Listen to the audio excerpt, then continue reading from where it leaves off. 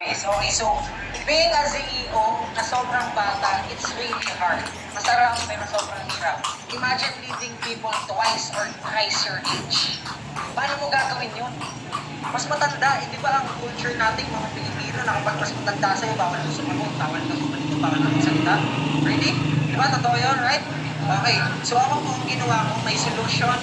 I keep myself equipped and as advanced as possible with knowledge and with wisdom.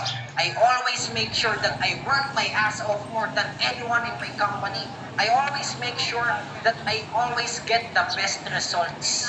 I always make sure that lagi ako nagtatrabaho ng sagad, lagi ako nagpupuyat, lagi kong binibigay yung best ko para hindi mo ko kailanman huwag irespeto.